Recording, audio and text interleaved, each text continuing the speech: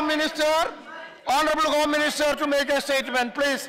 Honorable Home Minister, I told you I will give you notice. Sit down. Honorable Home Minister. Statement copy कहाँ है? Deputy chairman sir, deputy chairman sir, वैसे जो statement मैं देने जा रहा हूं उसकी कॉपी राज्यसभा कार्यालय को भेजने के लिए मैं निर्देशित किया है। शायद आ गई होगी अथवा बट गई, बट आ जाएगी। You start. थोड़ी देर में। Anyhow, you start. Yeah. Anyhow, we can listen. No, listen to him. सभी सम्मानित सदस्यों से क्षमा चाहूंगा और डिप्टी चेयरमैन सर, एक अनुरोध मैं यह भी करना चाहूंगा कि आज तो मैं स्टेटमेंट यहाँ पर दे रहा हूँ और 12 बजे फिर हमारा स्टेटमेंट लोकसभा में भी है, तो मैं जानता हूँ कि यहाँ की परंपरा है कि सो मोटो स्टेटमेंट देने के बाद हमारे जो ऑनरेबल मेंबर्स हैं वह कुछ क्वेश्चंस पूछ सकते हैं। तो मैं आपसे यह up to 12 we will ask. 12 you can go. हाँ, तो या तो मंडे को 12 बजे तक क्वेश्चन पूछ सकते हैं, 12 बजे तक। No, today itself 12 बजे तक clarification. Deputy chairman sir, SAARC गृह मंत्रियों की 7वीं बैठक में मैंने दिनांक 4/8/2016 को भाग लिया। इस बैठक में मुख्य एजेंडा आतंकवाद, नारकोटिक ड्रग्स की तस्करी, साइबर क्राइम एवं ह्यूमन ट्रैफिकिंग थे। लगभग सभी देशों ने आतंकवाद की घोर भर्त्सना की है। भारत की ओर से मैंने आतंकवाद पर विशेष बल दिया। मुझे विश्वास है कि सदन के सभी सम्मानित सदस्य इस बात से सहमत होंगे, क्योंकि दक्षिण एशिया में शांति और खुशहाली के लिए सबसे बड़ी चुनौती और सबसे बड़ा खतरा भी आतंकवाद ही है। मैंने इस बुराई को जड़ सहित उखाड़ फेंकने का पक्का संकल्प करने का आह्वान किया। सार्क के सभी सदस्यों से आग्रह किया कि वे आतंकवाद को न तो ग्लोरीफाई करें, न ही पैट्रोनेज दें। एक देश का आतंकवादी किसी के लिए भी मार्टायर या स्वतंत्रता सेनानी नहीं हो सकता। आतंकवाद को बढ़ावा नहीं मिले, इस हेतु मैंने कहा कि जरूरी है कि न सिर्फ आतंकवादियों और आतंकवादी संगठनों के विरुद्ध, बल्कि उन्हें समर्थन देने वाले व्यक्तियों, संस्थाओं, संगठनों और राष्ट्रों के विरुद्ध भी कठोर से कठोर कदम उठाए जाने चाहिए। आतंकवाद की हैवानियत से तभी निपटा जा सकेगा। इसके अलावा मैंने सार्क के गृह मंत्रियों की इस बैठक में भारत की ओर से निम्न सुझाव रखे। पहला, आतंकवादियों पर विश्व समुदाय की सहमति से लगाए गए प्रतिबंध का सम्मान किया जाए। दूसरा, अच्छे और बुरे आतंकवाद में भेद करने की भूल कदापि न की जाए। तीसरा, आतंकवाद को बढ़ावा या समर्थन देने वाले सभी स्टेट्स अथवा नॉन स्टेट्स एक्टर के विरुद्ध प्रभावी कदम आवश्यक है।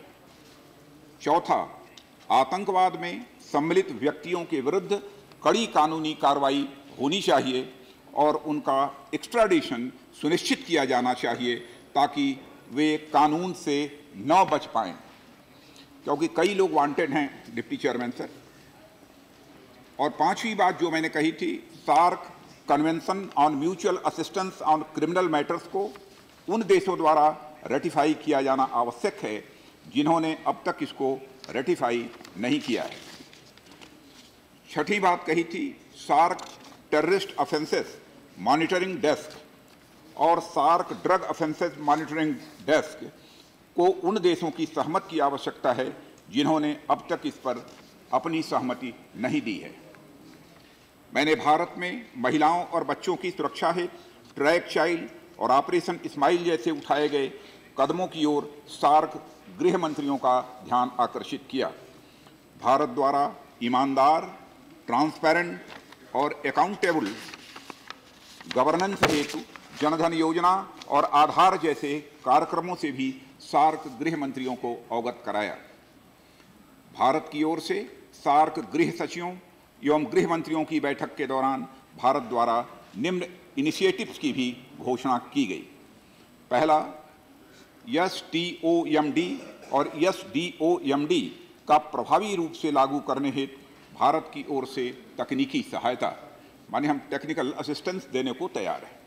दूसरा, भारत में 22-23 सितंबर को सार्क एंटी टेररिज्म मैकेनिज्म के एक्सपर्ट्स की बैठक का आयोजन, सौभाग्य से सभी सदस्य देशों ने इस बैठक में भाग लेने पर अपनी सहमति दी है। नशीले पदार्थों की रोकथाम हेतु भारत द्वारा सार्क सदस्य देशों के अधिकारियों को विभिन्न प्रकार का प्रशिक्षण। चौथा, सार्क देशों की कंप्यूटर इमरजेंसी रेस्पॉन्स टीम्स की पहली बैठक भारत में आयोजित करने का भी प्रस्ताव मैंने किया। जहां तक हमारे पड़ोसी देश पाकिस्तान का सवाल है, मैं माननीय सदस्यों को बताना चाहूँगा कि SAARC convention on mutual assistance on criminal matters को उसने अब तक रेटिफाई नहीं किया है। STOMD और SDOMD हेतु भी उनकी सहमति अभी शेष है। पाकिस्तान की ओर से कहा गया कि वे इस ओर शीघ्र कार्रवाई करेंगे और मैं आशा करता हूं कि यह शीघ्र वास्तव में शीघ्र होगा। दक्षिण एशिया क्षेत्र समेत पूरी दुनिया में आतंकवाद के गहरे बादल मंडरा रहे हैं। पूरी वर्ल्ड कम्युनिटी इस गंभीर खतरे से बेहद चिंतित है, ऐसा सर्वविदित है। यह इस बात से भी स्पष्ट है कि भारत ने तो इस मानवता विरोधी खतरे पर अपना स्पष्ट मैसेज तो दिया ही, साथ में लगभग सभी सदस्यों ने भी इस हैवानियत पर अपनी चिंता व्यक्त की है। माननीय सभापति, डिप्टी चेयरमैन सर, मैं इस बात पर बल देना चाहता हूं कि भारत का यह मैसेज मानवता की खातिर और मानवाधिकारों की सुरक्षा के लिए है।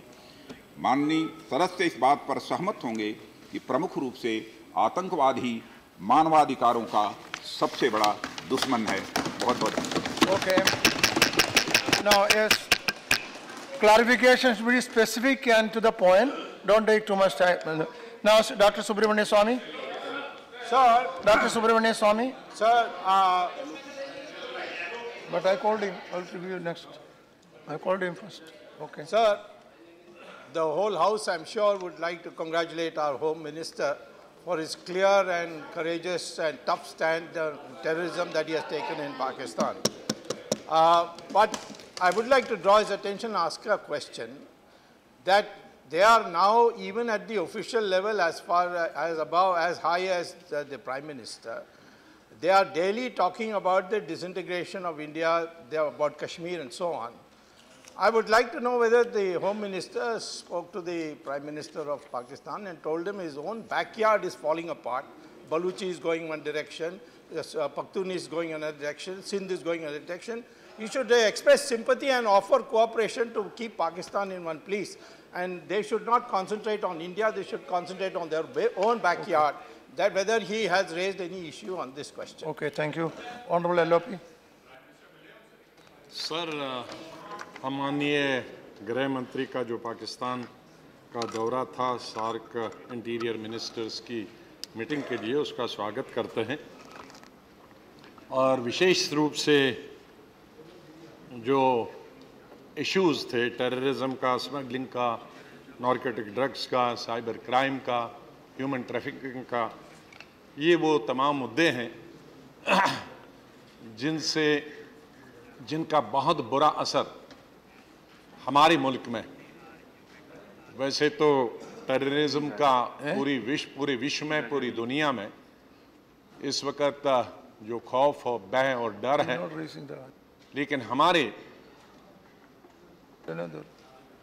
विशेष रूप से कश्मीर से ये शुरू हुआ और अब आगे दूसरी जगहों में आहिस्ता आहिस्ता बढ़ रहा है। और स्मगलिंग का और नारकोटिक ड्रग्स का तो बहुत सारे हमारे देश के अलग रीजन्स में है, इसका हम स्वागत करते हैं।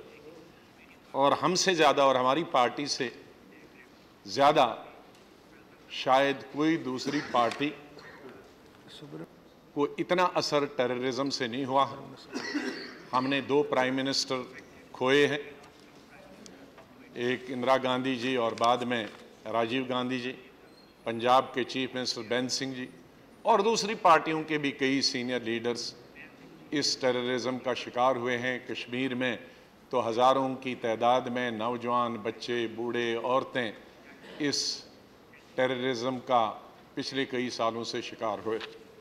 मैं यही बताना चाहता हूं कि हमारी पार्टी के और बीजेपी के चाहे कुछ भी मतभेद हों वो हमारे देश के अंदर हों, लेकिन जब इस देश का प्रधानमंत्री, गृह मंत्री विदेश जाता है या कोई भी देश दूसरे किसी देश में जाता है, हमें जो टेलीविज़न से खबरें यहाँ मिली कि ऑनरेबल होम मिनिस्टर का पाकिस्तान की जो मीडिया है उनको कवर नहीं किया गया, उनको कवर करने नहीं दिया गया, ब्लैकआउट किया गया, और उनको वो तमाम प्रोटोकॉल जो एक दूसरे मंत्री को और ख़ास करके इस सार्क कंट्रीज़ में हिंदुस्तान का, हमारे मुल्क का एक ख़ास मकाम है, साइज़ के हिसाब से, अदरवाइज़ भी इंटरनेशनल लेवल पे जो हमारा हिंदुस्तान का रोल है उसके हिसाब से भी अगर वो प्रोटोकॉल नहीं दिया गया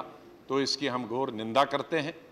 और ये भी बताया गया कि जब होस्ट था, होस्ट ही गायब था, इसकी भी हम घोर निंदा करते हैं और हम पूरा अप्रिशिएट करते हैं कि जो आपने इश्यूज़ उठाए और उसका समाधान निकालने के लिए हम आपके साथ। Sir Derek O'Brien.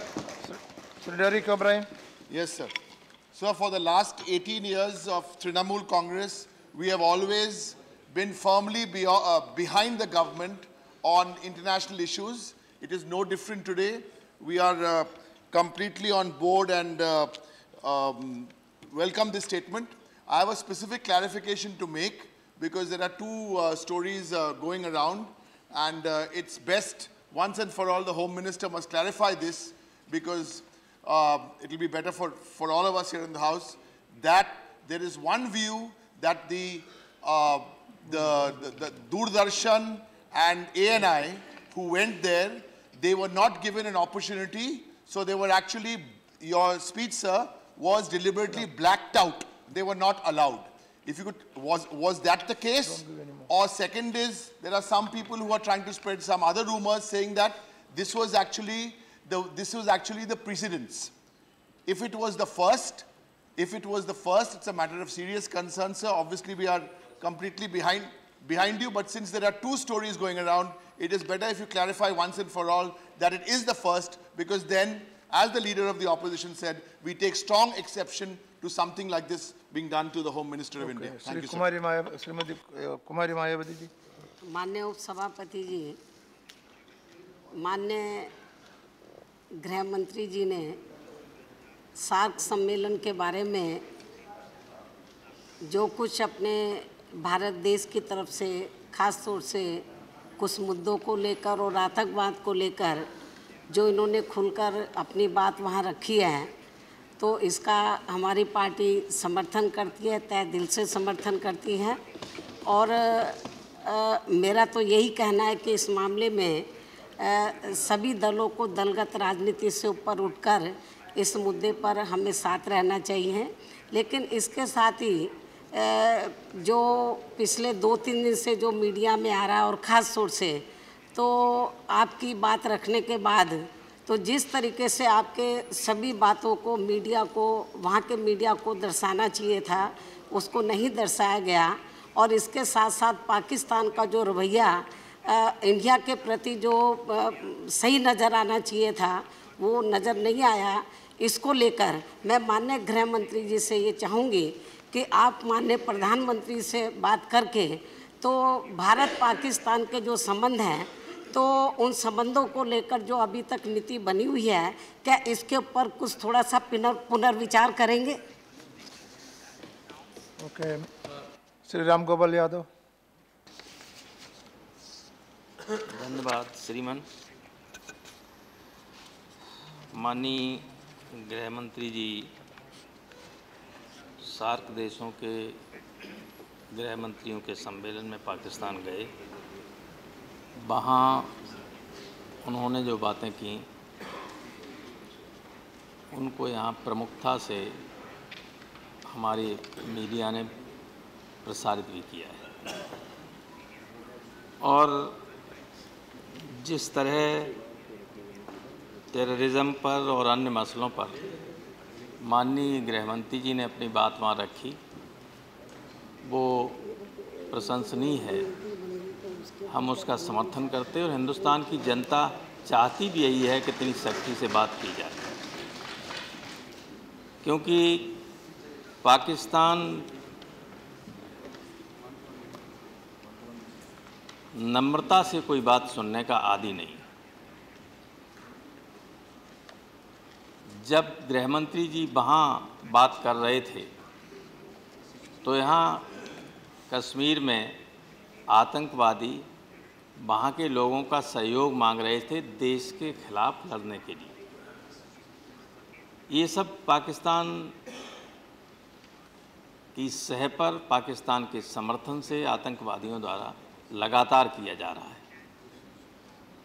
इस दृष्टि से गृहमंत्री जी ने जो सख्त रुख अख्तियार किया वहाँ, जिसकी चर्चा सारे मीडिया में है, वो निश्चित रूप से एक अच्छी बात है।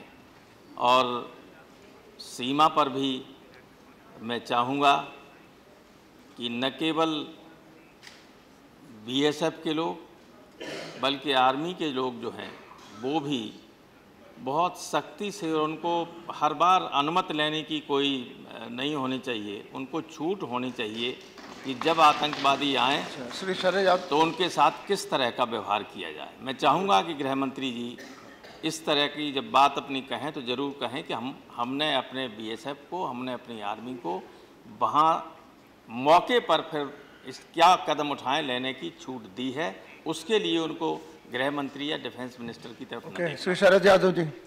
Sharad Yadav. Deputy chairman sir, जो भारत के जो गृह मंत्री राजनाथ जी वहाँ गए थे, सभी सदस्यों ने, उनके साथ मैं भी ये मानता हूँ कि उनके पीछे वो उनके जाना पूरे देश की तरफ से शिरकत करने का था। और जिस तरह वहाँ प्रोटोकॉल से लेकर के हर चीज़ में पाकिस्तान का जो व्यवहार था, उसकी मैं घोर निंदा करता हूँ और पूरा देश इस मामले में एक है।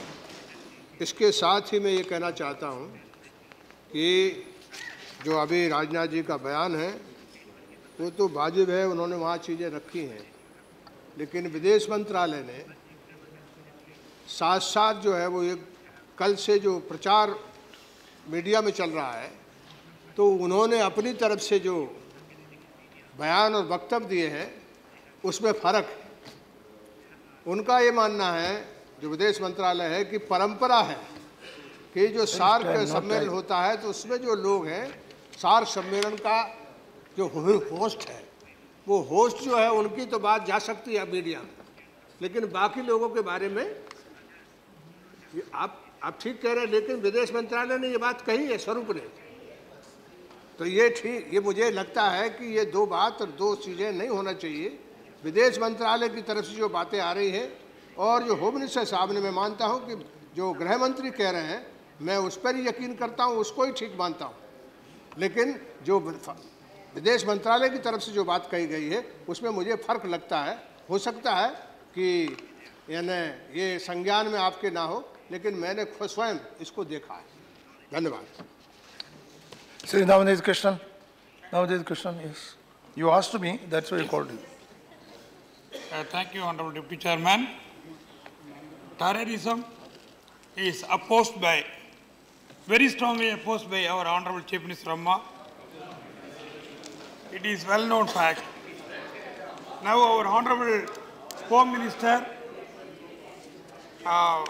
very boldly made out a case of India before the SAARC countries, and also, as per the report subject to correction, our Honorable Home Minister was not properly treated in Pakistan, and even without taking food, he returned back to India. That is one of the news channels showing it. So I would like to know what had happened in Pakistan, how the treatment was. Thank you, sir. Thank you very much. Dilip Turki. Good. Thank you, sir. हमारे honourable home minister जी SAARC meeting में जितने भी मुद्दे रखे हैं, ख़ास तौर पर आतंकवाद को लेकर जो स्ट्रांगली पॉइंट रखिए, इसका हमारे पार्टी समर्थन करते हैं। और जो अच्छी बात देखने को मिली वो 1-to-1 मीटिंग पाकिस्तान के साथ नहीं हुआ, ये अच्छी बात है। साथ ही साथ जो कंसिस्टेंसी जो आप दिखा रहे हैं उसका भी हम समर्थन करते हैं। लेकिन एक बात जो सामने दिख रहा है, जो पाकिस्तान की तरफ से जो आपका स्टेटमेंट हमारे मीडिया भाई को वहाँ प्रदेश में मना, वहाँ पब्लिश ना करना, पाकिस्तान में पब्लिश ना करना, दुनिया को न दिखाना, ये वाली सोचने वाली बात है। इसके ऊपर आप क्या? श्री मजीद मेमन जी के इस बयान के बाद इस सदन से हमारे राष्ट्रवादी कांग्रेस पार्टी की तरफ से मैं गृह मंत्री जी को मुबारकबाद पेश करूंगा कि उन्होंने एक बहुत ही बोल्ड स्टैंड लिया और भारत का आतंकवाद के बारे में जो विचार है उसको स्पष्ट तरीके से पेश किया। जो हम खंडन करना चाहते हैं वो ये कि इस्लामाबाद में हमारे भारत के ख़िलाफ़, हमारे भारत का जो रिप्रेजेंटेटिव गृह मंत्री जी गए थे उनके ख़िलाफ़ प्रदर्शन किया गया, उसको हम निषेध करते हैं, यहाँ खंडन करते हैं और पाकिस्तान सरकार से इसके बारे में जवाब मांगते हैं कि ये कोई तरीका नहीं कि सार्क में एक मेहमान के खिलाफ ये किया जाए। और एक बात मैं कहूँगा कि गृह मंत्री माननीय गृह मंत्री जी ने भोज का बहिष्कार करके एक अच्छा संदेश दिया है। और साथ ही साथ क्लॉज 8 में जो स्टेटमेंट में उन्होंने पढ़ा कि हम इनको रेटिफाई करने के लिए सून रेटिफिकेशन का जो वादा है, मुझे विश्वास है कि भारत सरकार और हमारे गृह मंत्री इस सून को परसुएट करेंगे और ये रेटिफिकेशन किए बगैर चल नहीं। Sir, I appreciate the statement given by the Home Minister. I also join the entire House to appreciate the 5 suggestions made by our Home Minister in the SARC meeting. They have been said in the point number 5. Sir, my pointed clarification is on point number 8, where you talk about, no, I cannot. In so far as our neighbor is concerned, Pakistan is yet to ratify the SARC Convention on Mutual Assistance on Criminal Matters. Pakistan is also yet to convey its concurrence on setting up of STOMD and SDOMD. Pakistan mentioned that they would act soon on these matters. I only hope and wish that the soon would actually be soon. So I understand there is strong apprehension in your mind, sir. There is strong apprehension with the government, how Pakistan is going to act. So my question is, how India is going to engage with Pakistan in the coming days. Both India and Pakistan will have to engage in a meaningful dialogue to sort out our problems bilaterally. All right, Srimati Ganimadi, just one sentence question only now. So put one question, that's all. The Minister has said that attempts to distinguish between good and bad terrorists should be done away with. We all appreciate it and definitely support this. But sir, these days more and more youngsters and more educated youngsters are being brainwashed and drawn towards terrorism. And there are reports that Pakistan plays a major part, or groups in Pakistan plays a major part in that. Has the Minister brought up this issue there? A lot of youngsters in India are being drawn towards terrorism. धन्यवाद श्रीमान जी। मैं सबसे पहले माननीय राजनाथ सिंह जी गृह मंत्री महोदय को मुबारकबाद देता हूं कि पाकिस्तान गए और उन्होंने एक टफ स्टैंड लिया देश की तरफ से। इसके लिए पूरा देश आपके साथ है। श्रीमान जी, पाकिस्तान की समस्या एक विकट समस्या है। जिस हिसाब से वहाँ पर आर्मी और ISI का कंट्रोल है, आम जनता उससे त्रस्त है। मैं आदरणीय गृह मंत्री महोदय से एक क्लैरिफिकेशन मांगना चाहूँगा। श्रीमान जी, कोई ऐसा तरीका निकल सकता है कि जैसे वो हम लोगों को एंगेज करते हैं, क्या हम उन लोगों को भी इसी लैंग्वेज, उनकी लैंग्वेज में एंगेज कर सकते हैं? और क्यों नहीं कर सकते और करना चाहिए? तो इसके लिए आपका क्या बोलना है? धन्यवाद। Shri Bhupen Yadav, just put the question, that's all. सम्मानित सभापति महोदय, मैं माननीय गृह मंत्री जी का अभिनंदन करना चाहता हूं कि उन्होंने सार्क देशों के इस सम्मेलन में भारत के आतंकवाद के विरुद्ध लड़ने की प्रतिबद्धता और दृढ़ता के संकल्प को अभिव्यक्त किया। मैं इतना ही कहना चाहूँगा कि इस पत्र में जो उन्होंने बहुत एक अच्छा विषय दिया है कि 22-23 सितंबर को एंटी टेररिज्म मैकेनिज्म के जो एक्सपर्ट की मीटिंग होगी, निश्चित रूप से भारत उसमें एक पहल करके जो पूरे सार्क देश में जो सोशल मीडिया के माध्यम से भी जो एक ग्लोरिफिकेशन का कार्य किया जाता है, उसके खिलाफ भारत एक अच्छा मैकेनिज्म देगा और निश्चित रूप से गृह मंत्री जी अपने वक्तव्य में इस विश्वास को भी जाहिर करेंगे। Shri Anand Sharma. Sir, I join the LOP and other honorable members in strongly condemning the manner in which protocol norms were not observed, and also at the same time support the strong statement made by our Home Minister on the issues of narcotics trade, smuggling, and terrorism, which is a menace for the entire region. Your participation was correct because India is an important member of SAARC, and therefore the message that India has conveyed has relevance. I would like to ask, sir, India is sandwiched between two major drug or narcotic smuggling regions of the world. There's the Golden Crescent and the Golden Triangle. Okay. And therefore, was this, in this meeting, any assurances which were given by the member countries to check the narcotics trade, which is used to fund terror syndicate which operates from the soil of Pakistan? Secondly, in the light of the developments and the very fact that banned terror outfits, which are banned by the United Nations, and known terrorist leaders like Hafiz Saeed, organizations like Lashkar-e-Toiba and Jamaat-ul-Dawa, they organized a public demonstration which was very hostile in nature when our Home Minister was present there, which we condemn very strongly. In the light of this development, a review of our engagement it would be called for. And when the SAARC summit takes place, I hope that the government carefully considers the level of participation, particularly about the Prime Minister's participation, because we would not like a repeat of what has happened during the ministerial meeting on SAARC. That's what we have to say. Okay, Minister, Honorable Minister. No, stop. No, no. It's okay, that's enough. Nothing more. No, no, it's okay.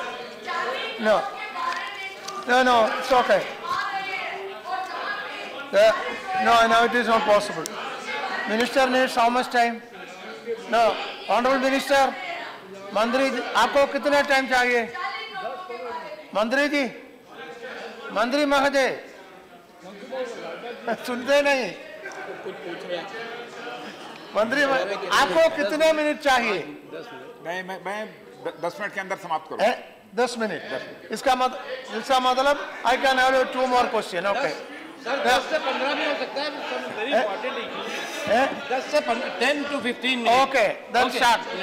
Then start. ठीक है, then start. Sir बोलिए sir. Start. Reply, please. So much. No. No, sit down. Sit down. बोलो.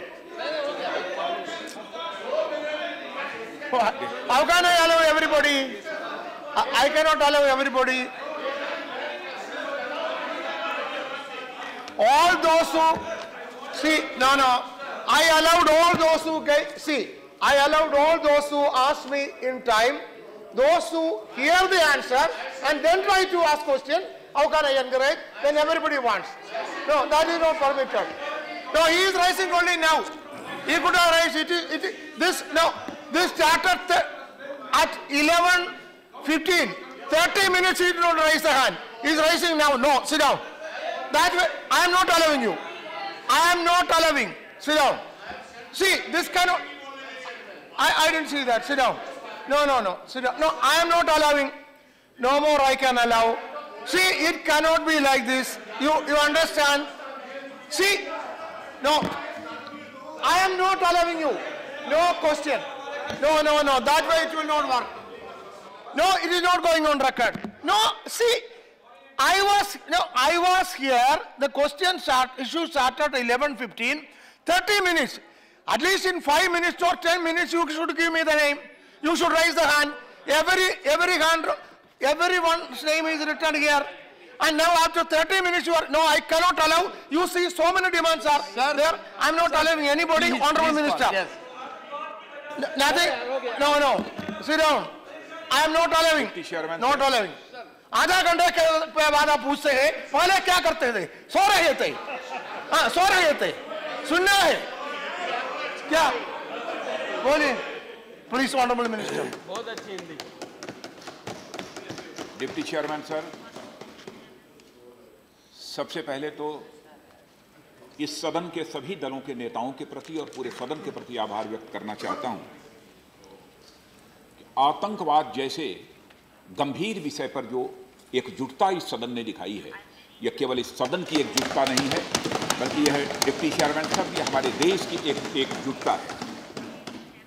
और मैं पूरी तरह से आश्वस्त हूं कि आतंकवाद जो हमारे देश पे भी अपनी जड़ें जमाने की कोशिश कर रहा है, उस आतंकवाद की जड़ों को उखाड़ने में हम लोग पूरी तरह से कामयाब होंगे, यह मेरा भरोसा और विश्वास है।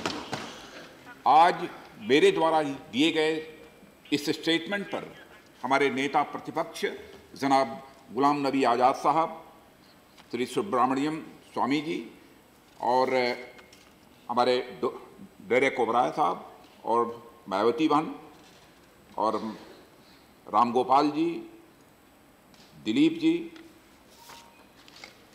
और हमारे सम्मानित शरद यादव जी, श्री नवनीत जी कृष्णन, श्री माजिद मेनन साहब, डी रजा साहब, कनी मोजी जी और भूपेंद्र यादव जी और हमारे जनाब आनंद शर्मा साहब, इन सब सारे लोगों ने अपने विचार व्यक्त किए।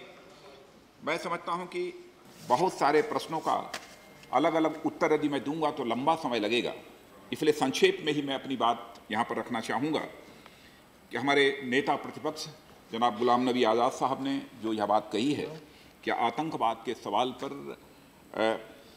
बहुत सारे लोगों ने, बहुत सारे नेताओं ने भी हमारी कुर्बानियाँ दी हैं, इसमें कहीं दो मत नहीं है। और मुझे यह कहने में रंच मात्र भी गुरोज नहीं है कि हमारे देश के जो भी प्रधानमंत्री हुए हैं, चाहे वह किसी भी दल के रहे, आतंकवाद को इस हिंदुस्तान से उखाड़ फेंकने के लिए अपनी प्रतिबद्धता जताई है और हर अंतर्राष्ट्रीय फोरम पर जितनी भी प्रभावी भूमिका का निर्वाह किया जा सकता है वह सभी ने किया है।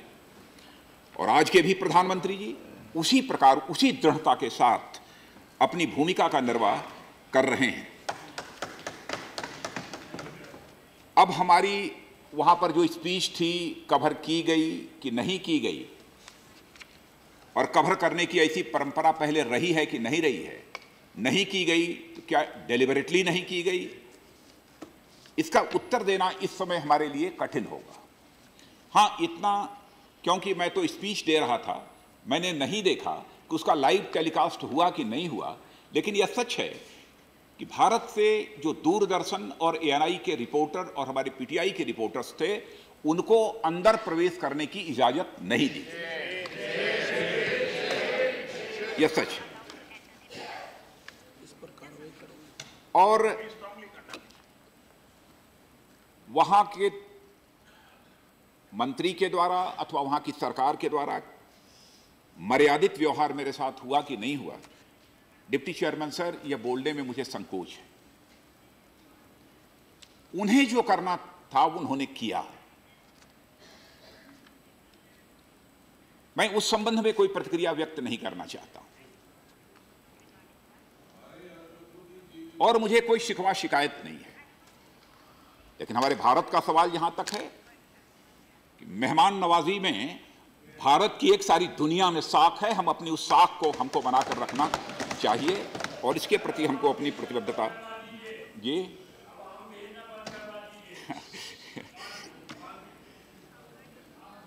हाँ, यह बात सच है कि मीटिंग समाप्त होने के बाद दोपहर की जो होस्ट थे वहां के गृह मंत्री जी ने, उन्होंने सबको लंच पर आमंत्रित किया, लेकिन लंच पर आमंत्रित करने के बाद वो तुरंत गाड़ी पर बैठे और चले गए।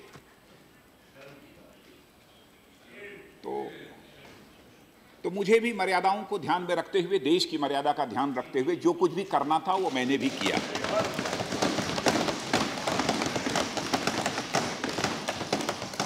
लेकिन मैं यह भी स्पष्ट कर देना चाहता हूं डिप्टी चेयरमैन सर कि मुझे इसको लेकर कोई नाराजगी नहीं है। मैं वहां भोजन करने नहीं गया था,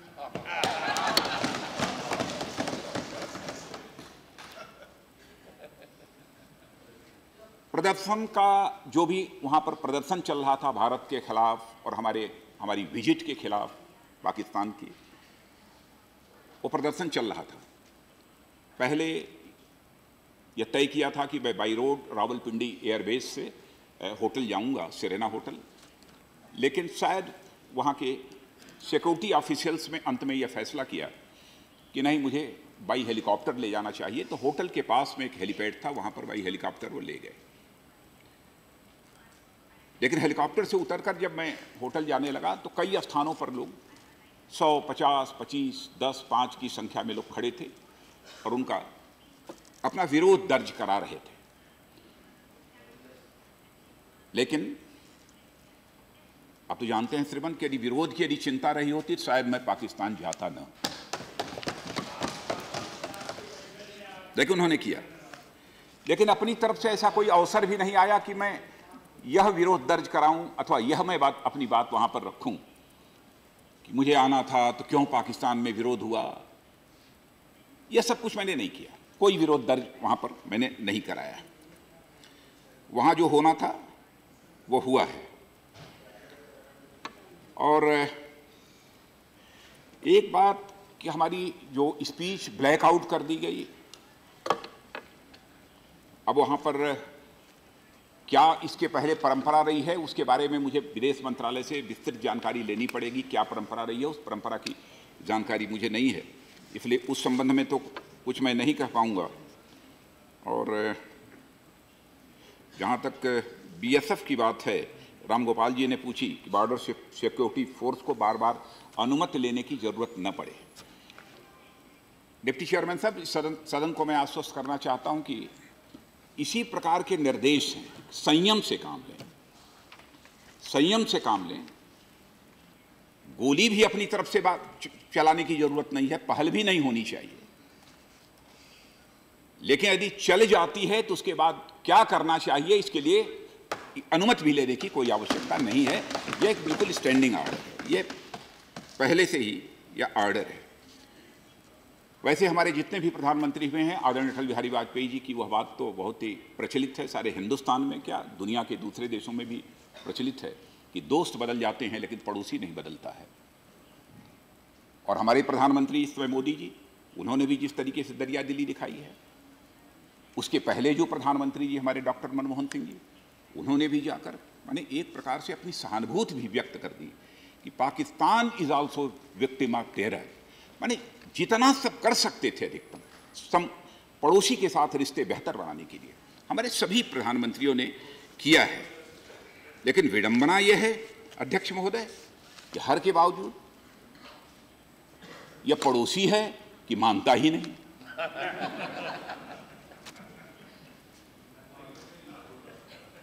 लेकिन ज्यादा कुछ न कहते हुए मैं इतना ही कहूंगा कि परमात्मा सभी को सद्बुद्धि दे कि सभी एकजुट होकर आतंकवाद का मुकाबला करने के लिए खड़े हों। और इतना ही कहते हुए और मैं पुनः सभी सम्मानित सदस्यों के प्रति आभार व्यक्त करते हुए अपनी बात समाप्त करता हूं। जी, पाकिस्तान के साथ रही है, उस मामले में सरकार क्या नए सिरे से कोई पुनर्विचार करेगी? क्या करेगी? आज के हालात देखते हुए वहाँ बलूचिस्तान में भी उसी तरह के आंदोलन हो रहे हैं। पाक ऑक्यूपाइड कश्मीर के गिलगित क्षेत्र में भी लोग इसी तरह दमन के शिकार हो रहे हैं। इन तमाम चीजों को मद्देनजर रखते हुए क्या भारत सरकार एक समग्र चिंतन इस बात पर पुनर्विचार करेगा क्या, ये जानना चाह रहे थे कई सदस्य। डिप्टी चेयरमैन सर के अपनी भारत सरकार को अपनी नीतियों पर पुनर्विचार करना है कि नहीं करना है, इस प्रश्न का जहां तक सवाल है, मैं समझता हूं कि इसमें सभी को जो भी करेंगे सबको विश्वास में लेकर करने की कोशिश करेंगे। पूछो चेयरमैन सर, पूछो। जिस तरह यहाँ पे एलओपी साहब सभी जितने भी हमारे पार्टीज के सदस्यों ने कहा कि आतंकवाद से जो हमारे ऑनरेबल होम मिनिस्टर साहब ने पाकिस्तान में जाकर अपना कड़ा रुख अपनाया, सर इस आतंकवाद से सबसे ज़्यादा जो इस वक्त देश में अगर कोई स्टेट भुगत रहा है वो हमारा जम्मू कश्मीर है। पिछले 27 दिन से वहाँ पे कहीं पे बंदिशें हैं, कर्फ्यू है, तकरीबन 50-60 लोग बच्चे मर भी गए। मैं चाहता हूं सर, जिस तरह कल जीएसटी पे हम सबों ने एकजुट होकर उस बिल को पास किया, इसी तरह हम जो वादे हमने अपने लोगों के साथ, जम्मू कश्मीर के लोगों के साथ 47 से लेकर 2016 तक, नेहरू जी से लेकर हमारे वाजपेयी जी ने, या चाहे उसमें वर्क के ग्रुप उसके जो सिफारिशात थी, इंटरलोक्यूटर्स का रिपोर्ट है, उसको हम इस पार्लियामेंट में लाए, उस पर बहस करें ताकि अपने लोगों का दर्द हम समझें। जिसको हम, जो भी पार्टी यहाँ पे उठती है वो कहती है कश्मीर भारत का अटूट अंग है। मैं भी कहूंगा, क्यों हमें ये शक है, बार बार हमें ये कहना पड़ता है, मैं भी कहूंगा यूपी भारत का अटूट अंग है, गुजरात भारत का अटूट अंग है। अगर वो हमारा अपना अटूट अंग है, अपने लोग हैं, तो हम अपने लोगों की बात हम यहाँ क्यों न करें? हम पाकिस्तान वालों को क्यों करने के? पाकिस्तान वाले इस पे बार बार हमारे ऊपर क्यों ये करें? Okay. Over. High quality of counterfeit notes are coming from Pakistan to Indian circulation. So I want to have attention as per the Home Ministry. If you want, you can give. If you like to react to that, you can react.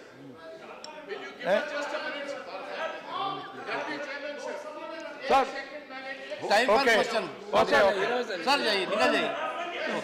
Okay. चलिए, ठीक. Question hour.